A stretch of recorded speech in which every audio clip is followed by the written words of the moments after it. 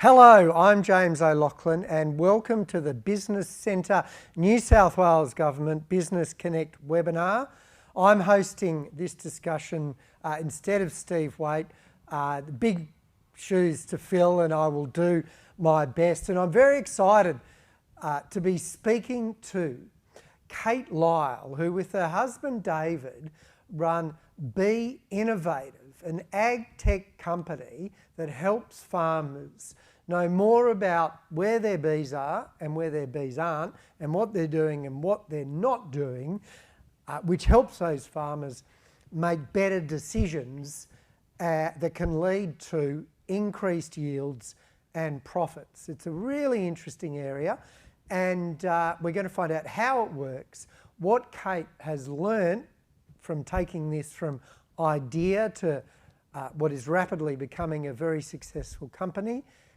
And it's a very warm welcome to Kate Lyle. G'day, Kate. Hello, how are you? Good, thank you very much for joining us. Now, firstly, I'm pretty sure most of us know bees, pollination, it's pretty important, but can you just fill us in on the vital role that bees play in a farmer's life?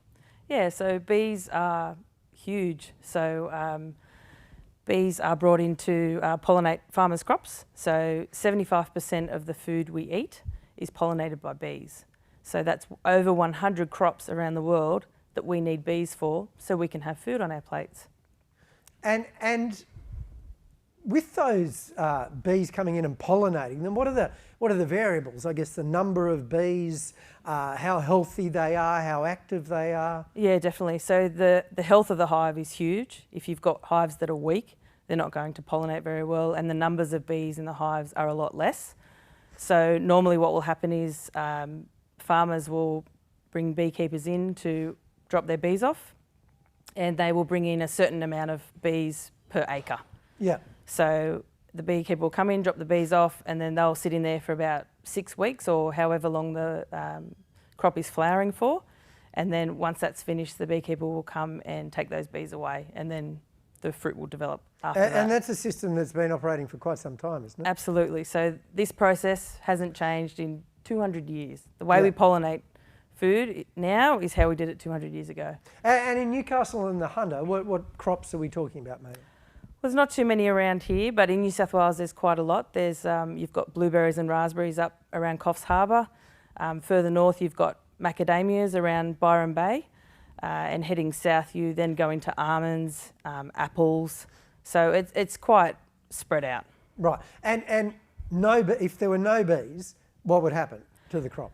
Depending on the crop. So almonds is a good example. So 100% dependent on bees to get almonds. Yeah. So they don't wind pollinate at all. Some crops will wind pollinate somewhat. Sunflowers is a good example. But it's very well known that bringing bees in as well will increase the yield of that crop, because you get that genetic diversity with the bees. So if you've got wind pollination, you get pollen coming from a certain area in the crop. But bees flying all around the crop will increase the yield quite a bit. So that's the world we're in. Now you are a nuclear medicine scientist, right? And your husband and co-founder David is in that world as well? Correct. So what is the overlap between that world and the world of bees? It's a funny overlap. We're both beekeepers. My husband's been a beekeeper for 30 odd years. Really? So we're already... You mean professional or just for fun? No, we do contract pollination, so professional. So we're already in that industry. Yes. With my work, we track isotopes around the human body. So I guess that whole tracking nature is what the world I'm in. Yeah. So no laughing about puns, but it literally started over a cup of tea, no joke. Yeah. And we were talking back in about 2016, 2017, and we were saying, like you put the bees in, how do you really know where they go? Like, yes, bees have wings and yes, they'll fly, but they don't fly in concentric circles. So how do you really know where they go? So we started, looking at the practices asking questions, the practices that we do now is what we did so many years ago.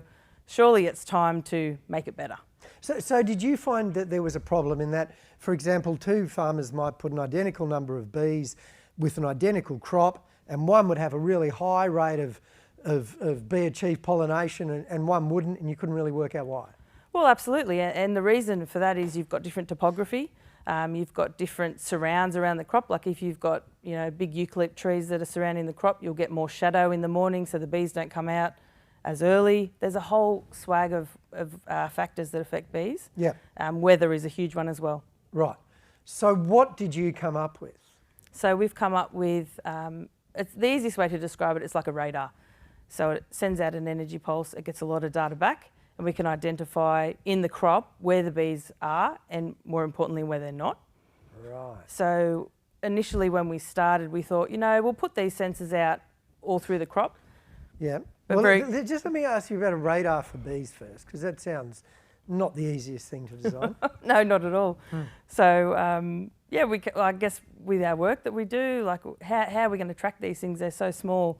So we just sort of got planning and started, and we came up with what we've got. So it's just, as I said, sends out an energy pulse, gets a lot of data back. We've got back-end algorithms that sort out what's what.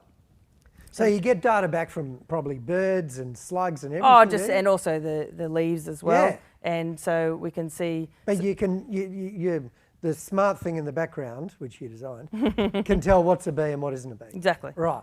So that would have taken a while to get right, wouldn't it? It did. How long? A couple of years. Yeah. 2 years probably. Right. Yeah.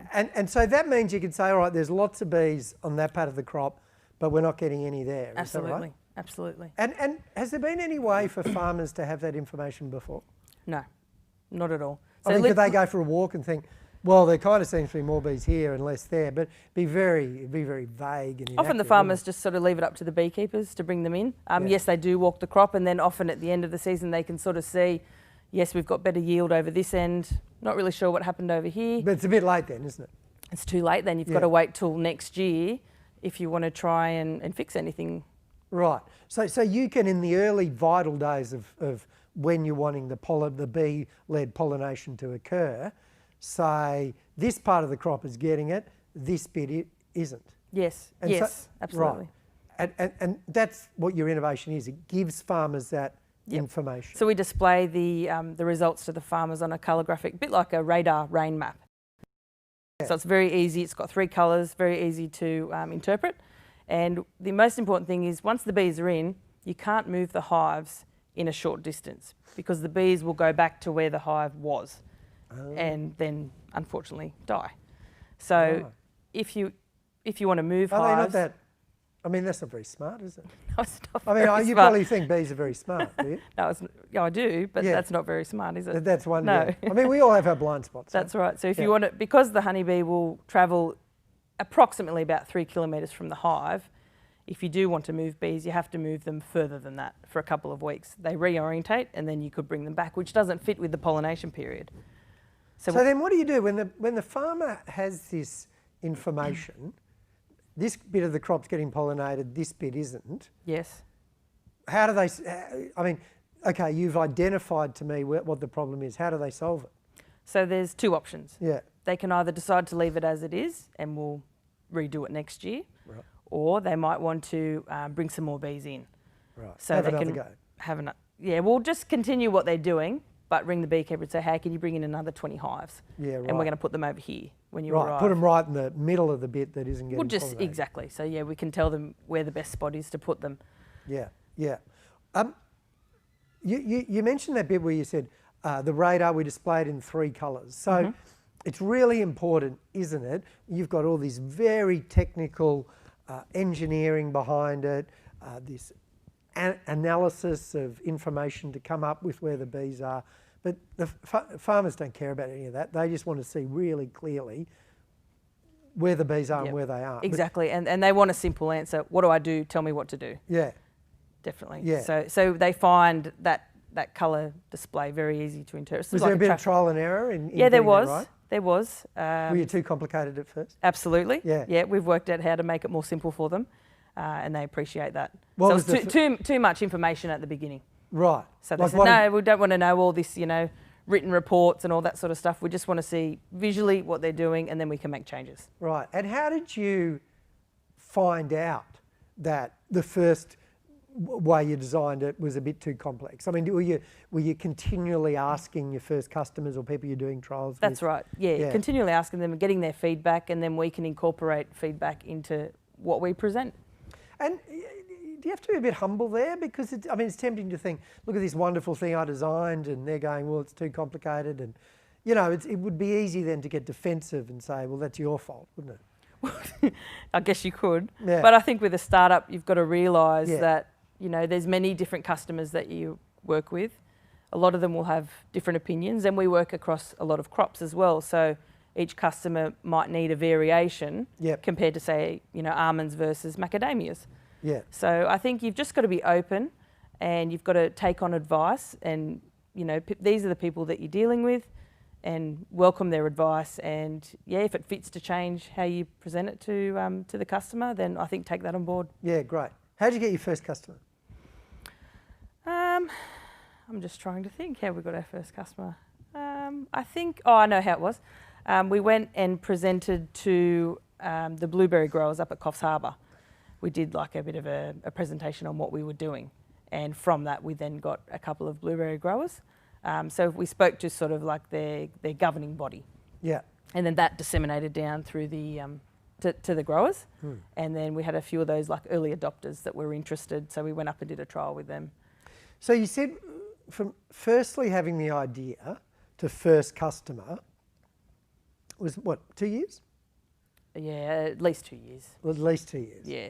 And were there times in that period where it just felt like you'd never get a customer? Oh yes. Yeah.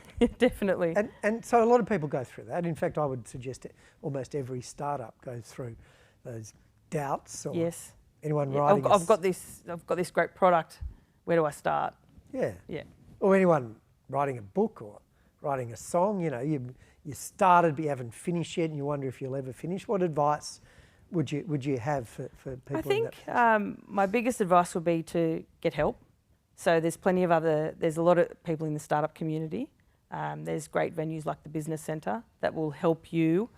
This is how you start, you do your business plan, what are your pains, what are your gains, like go all through everything if you want, investment.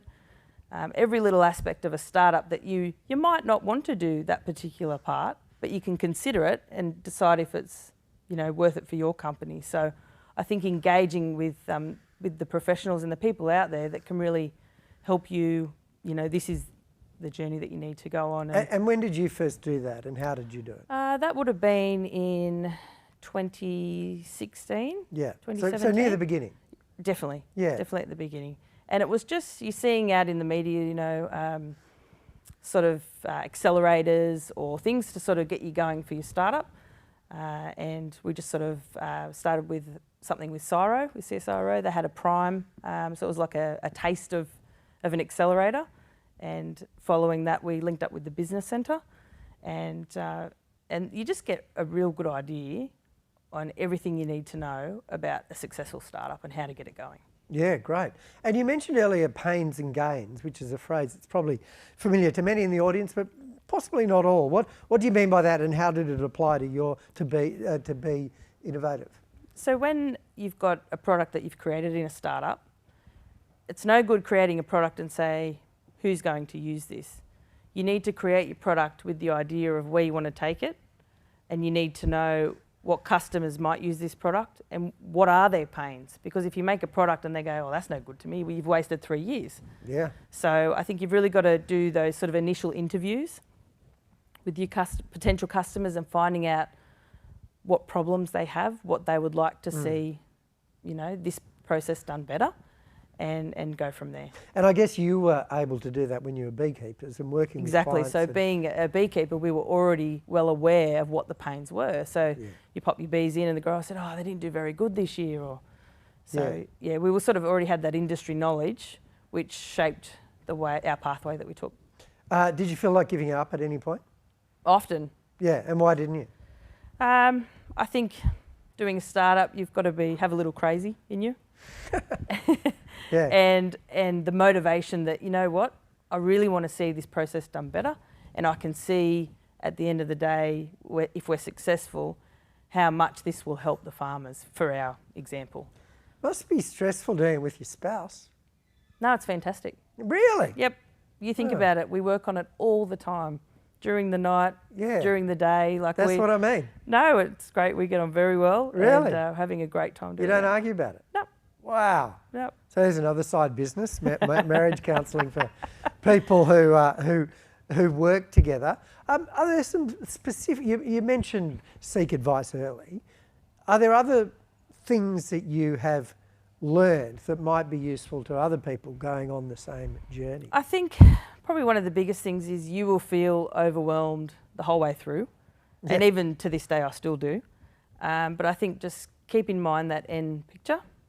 Know that there's been so many startups before you go through, and many are successful, many aren't.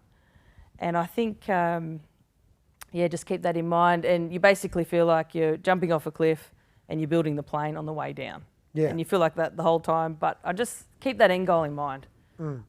And did you have, you might be a very optimistic person, are you? I think I am. Yeah. So do you always think, I reckon this is going to work? Yeah. But did you kind of contingency plan and think, all right, we're both in this. If it doesn't work, what's our exit strategy? Oh, definitely. Yeah. Definitely. So, I mean, don't dissuade for the side hustle. So we've got a few side hustles, like we're beekeepers. So, Yeah. we run a bee business and we sell honey and honeycomb and that sort of thing. So, and I think be open to the feedback that you get from the product that you've created. We might need to turn this on its head. So we've actually got another model that the product can be used for, and that's a biosecurity model. Tell us more about that. How does that work? So basically, there's a little mite called Varroa destructor. Now, we're the only country in the world that doesn't have that mite at this stage, and it decimates bee populations around the world. So our experience with beekeepers over in America, every year they will lose 50% of their hives through Varroa. Wow. Or if you're a really good beekeeper and you're on your game, 20%. So that's still a lot every year. So this was probably the original kernel, one of the original kernels for this idea as well. So developed as a biosecurity model. So what we would do is the incursion of Varroa will be most likely on a container ship. And we have actually had a few close calls down in Melbourne over the last couple of years. And what happens is when the bees come close to shore, they've been out at sea for many weeks. So the first thing that they'll do is go off into the landscape and set up a hive. So that might be in a tree trunk or someone's wall cavity. So the idea is once that Varroa gets established and the bees then swarm as they naturally do every year, that will spread through the countryside and it will be very hard to stop. So currently they have what's called sentinel hives around the ports, and that's an empty bee box with an attractant in it. So if the bees would hopefully go in there and then they're checked, I think, every week or every couple of weeks. But the idea is, if that then spreads, well, how do you know? Like it's too late. Like New Zealand had Varroa for about 18 months before they realised, Wow. and it was too late. So what we can do is we would have a monitoring station that we set up. The bees would come in, we would image the bees and with AI get a ping, that bee's got a Varroa on it. We would then use our drone and our radar to track that bee back to the hive, back to the wild hive, because once bees eat sugar water, they would make a beeline, which is where the word comes from, straight back to the hive. So you'd be able to work out the vectors and track that bee back to the hive and then go and eradicate it. So that's another, so I guess, you create a product and you can see other uses for it. So is that product being used yet? Not yet. And Not hopefully won't need We're to a bit be, busy doing the other thing at the moment. Yeah, okay. So how many customers have you got for the bee radar? BEDAR, is that what it's called? Beta, Yeah, between 10 and 20. between 10 and 20. Yeah. And what challenges has COVID placed in front of you? Well, with a company that we can work in 100 crops anywhere in the world that they're grown, COVID's had a huge effect on us. We've had our wings clipped severely. However, we've had Did you have overseas customers? Yes, so over in America, we were also speaking to people in France, and so all that's on pause to be done probably in the following year, fingers crossed, if COVID settles down.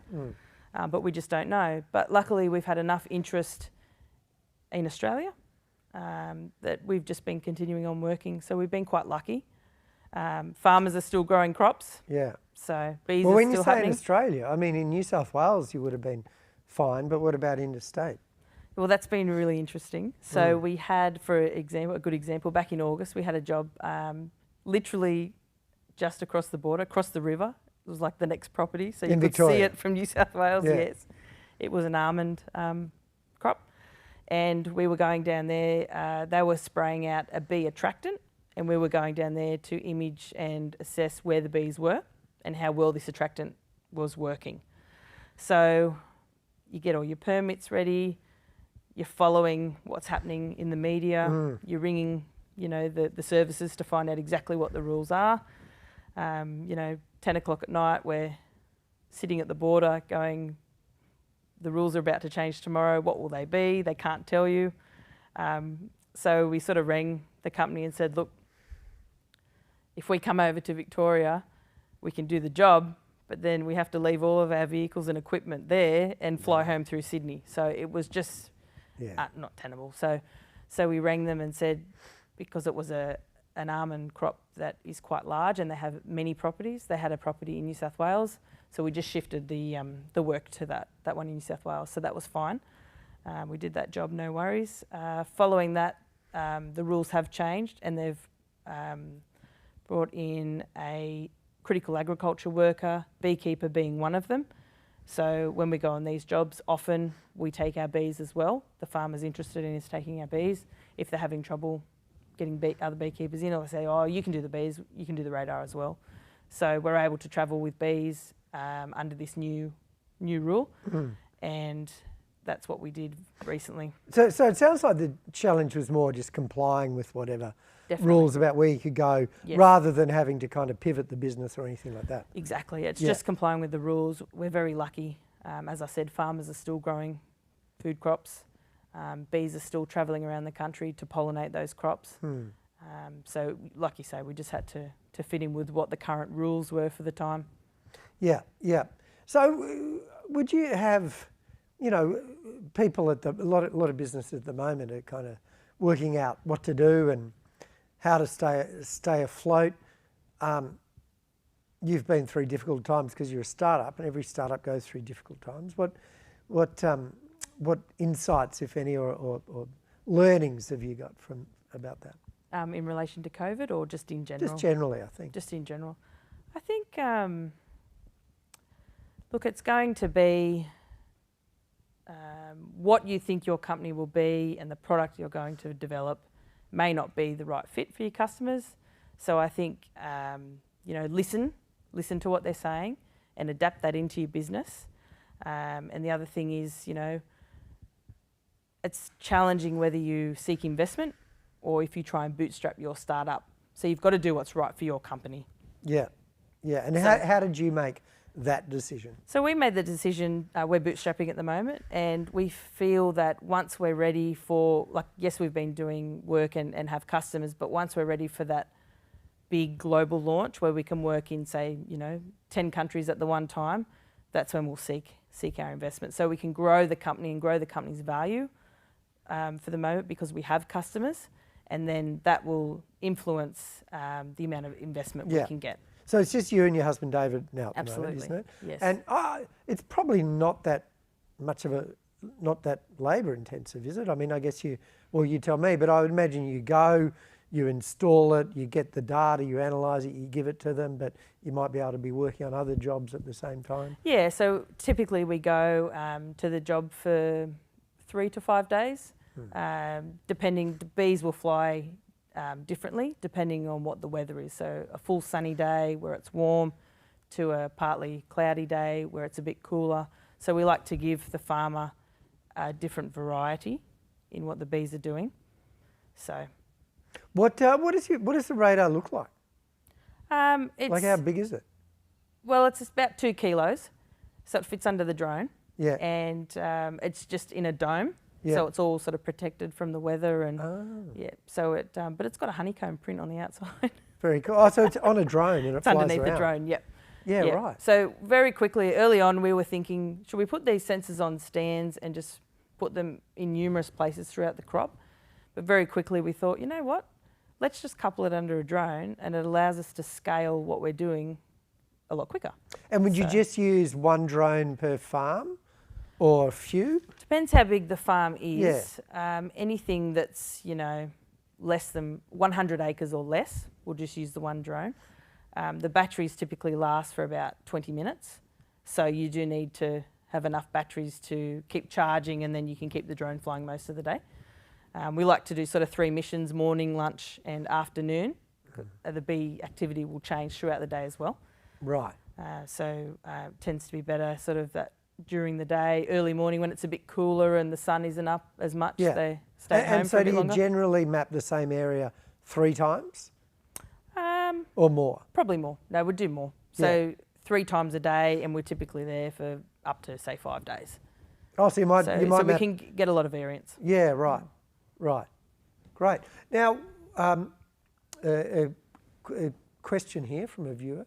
What were you doing in the US? What crops and how did you help them? You know, what did you improve on? Yeah, on what they had? so last year we went over to North Dakota. They're a big sunflower growing state. And every crop we work in for the first time, we do it as a trial. So basically we can prove our worth.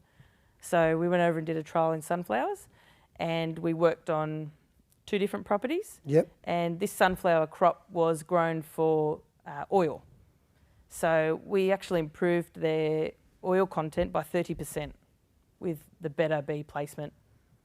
So Wow. that was huge. So when they get paid sort of, you know, anywhere on 40% oil is great. If they get 41%, so over a certain threshold, they get a bonus. 42, like it just increases exponentially. So we got a huge response for them. Great. So there's business there when you're able to go and get it. Absolutely. And the interesting thing with sunflowers is they're quite well wind pollinated too. So it just shows you how well the bees actually do in crops that are also wind pollinated. And have you got competitors? Not at the moment. That's good. So good place to be, but Yeah. it won't be for long. So Yeah.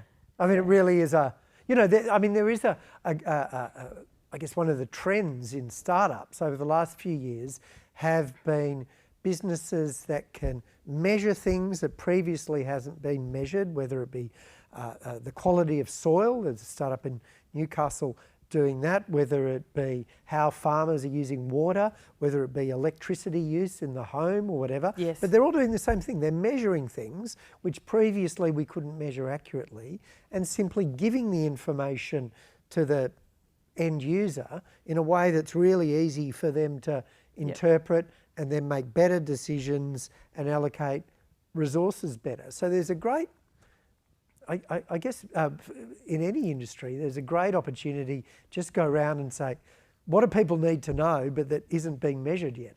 Which is what you guys did, right? yeah, look, I think we've been lucky, and I think already being in the beekeeping industry, you sort of almost had a bit of an inside knowledge. Yeah. And then coupled with our scientific backgrounds, it just came together quite Well, yours nicely. is one of the hardest things to measure, I reckon. I mean, it must have been really complicated, a radar for bees. What results have farmers using bee innovative seen in terms of yield and profits? Huge. So as I said, the 30% increase in oil content for sunflowers. A blueberry farm that we worked on, we increased their profit at least $20,000 an acre. Wow. Over 14 acres. So when you add that up, that's quite significant. So we've had really good results. Yeah. Really, really good results. Great. Another question. Does the improved pollination make the fruit bigger? Because if that was the case, it'd make a huge improvement to the farmer's income per crop. Depending on the crop that you're working in. So for instance, for this question, blueberries is a very good example. Yep. So better pollination, you do get a bigger blueberry. And over a certain size, they do become a premium product. So yes, you can get more money for the product. Poor pollination, the fruit is a lot smaller. And under 10 mils, they actually throw it out. Right. It's not even used for anything. Wow. So only a couple of millimetres in size throwing out versus a premium product. I'm just thinking, I mean, when I read the question, I think about giant almonds. I don't know if I want a giant almond. You know, I like being be able to have a handful of. Well, that's exactly right. So, Yeah. but say sometimes you can pollinate too much. So Right. apples, sometimes they then have to go through and thin the crop because the trees can't hold the amount Oh. of fruit. So could you pick up that too? Yes, so what we can do, we actually was talking to a plum grower, and he was saying to us when we were down at Evoke in February this year down in Melbourne, and he was saying to us that, you know what, this is fantastic because I wouldn't want green on my crop from your radar, I would want yellow. Now yellow is in the middle, so he thought having, you know, red, yellow, green is what we use, traffic lights. Green is too much for his trees. So he said I could actually optimise what I get using your radar, but not wanting full pollination. So that's another interesting thing that we've come across. Right. So yeah, every crop we work in, there's just different things that the growers want. So in your experience so far, have you thought, you know what, you know, down the track, there's something else we might be able to develop that's even, you know, even better that there's a need for? As Not far yet? as bees, not yet. There's a lot of in-hive technology that's being developed, Yep. but it doesn't sort of really tell you, yes, the hive might be strong, but it doesn't really give you that insight to what they're doing in the crop. Yeah. So I think for now, what we're doing is sufficient, but as I said, always listen to your customers. There might be something. You know, we didn't think about he might want average pollination. So there's Yeah. always things that are coming up as you talk to your customers that you think, oh, I can incorporate that into what I'm doing. Yeah. And I wonder, I mean, do you see yourself as disrupting, you know, it's almost not a disruption because you know, you're not disrupting an industry because it wasn't even there before. You know, there was Yeah. no industry of measuring That's right. bees except So- farmers walking around going, there seem to be more here than there. That's right. I don't see it Yeah. as a disruption. I just see it as a huge gain and a Yeah. win for the farmers. The other win, we're talking with other beekeepers, is they would say to us, oh, this is fantastic.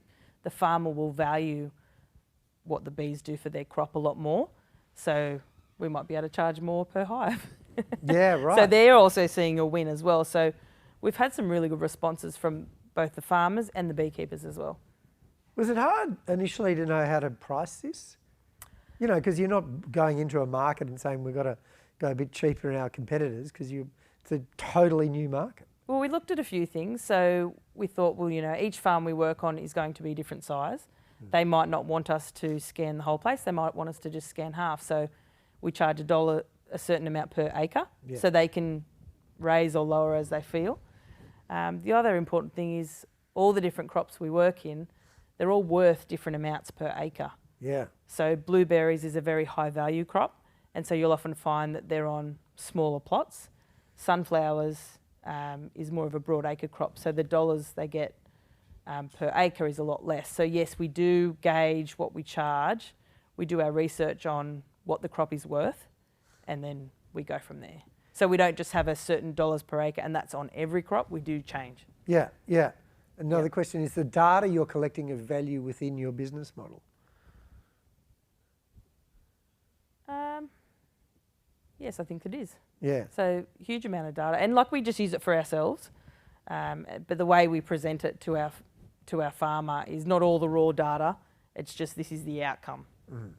But I guess the more customers that you have, the more you can go, you know, we've worked with 100 customers and their average increase in yield is 13%, or, you know, we've found that generally bees only pollinate 78% of the area they're supposed to, or, you know, you learn more and more. It's huge amount. And the other thing too is we see the business in the future actually becoming a predictive model.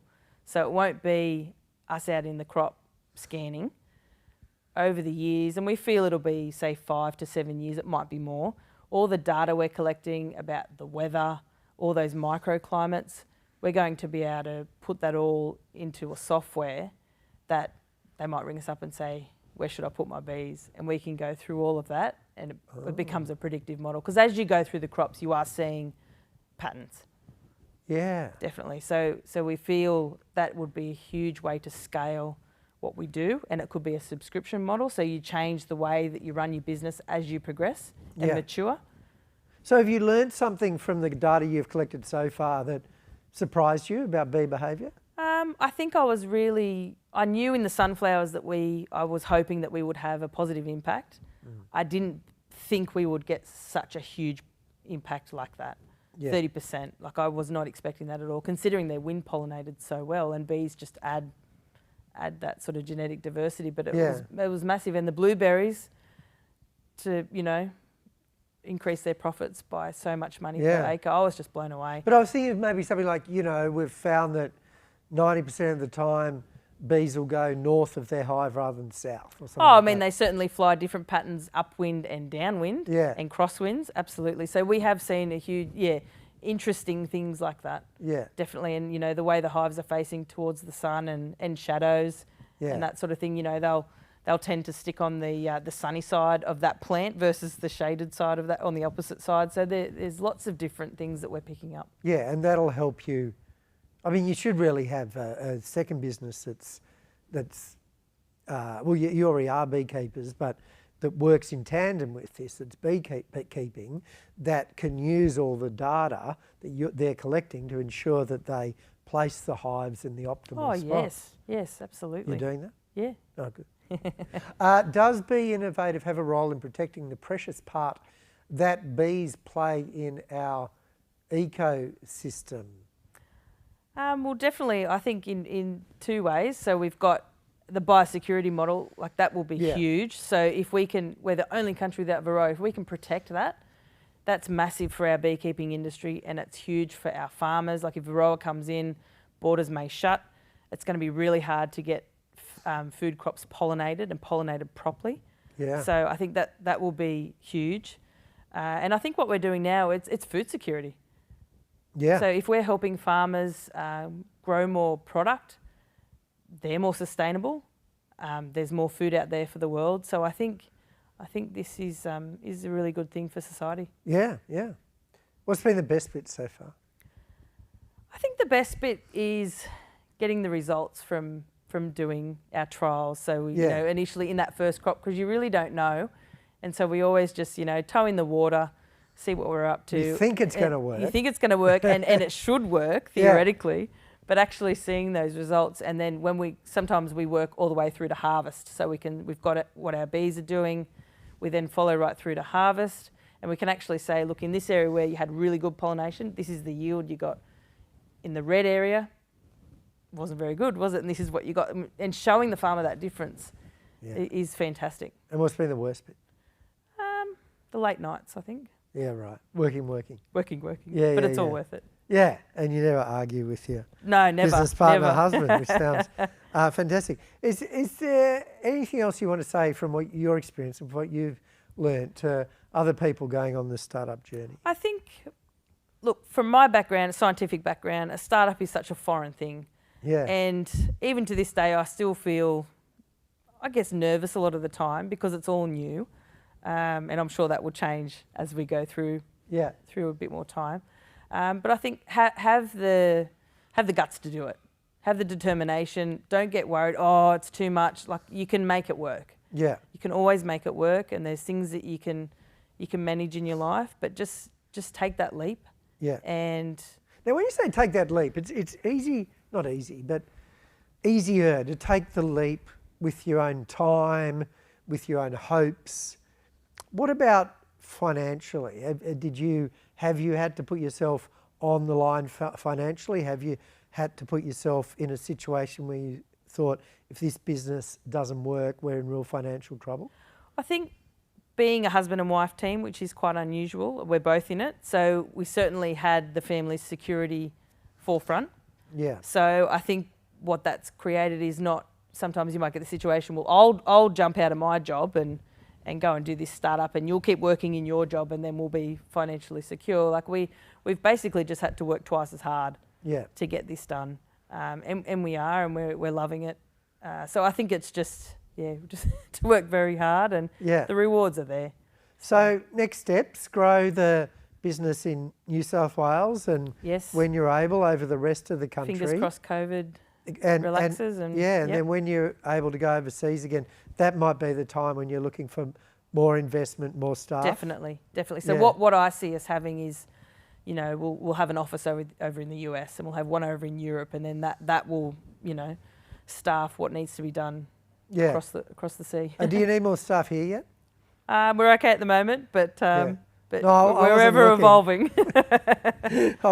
I wasn't applying. But you must need, you'll need some help soon, won't you? Oh, definitely. Two of you. Definitely. There's only two of us, and we've Yeah. got children, so Yeah. it makes it tough. How old are but, your children? They range from 19 down to 3. Really? Yep. Wow. And how many in between? Oh, we've got 4. Right. Right. So that's been another part of the balancing act, right?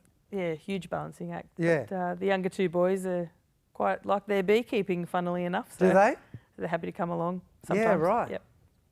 Yeah, I'd love to Yeah. have a go at beekeeping. I'm be a bit scared though. Oh, you get a suit, you're right. Do you get stung though? Yeah. A few times. That sounds good. Yeah. Do you still get stung? Do they? Yeah. Yeah. Sometimes you get stung through your glove. Right. So I wear a full suit. My husband wears just a jacket and jeans, and he gets stung a bit through the jeans. But Right. Stings don't hurt him anymore. no, you just pull them out pretty quick. Right. Yeah, but you've got your smoker, so they calm down a lot with I the see. smoke. So And when do they sting you? Do they sting you when they're scared? when they feel threatened, Yeah.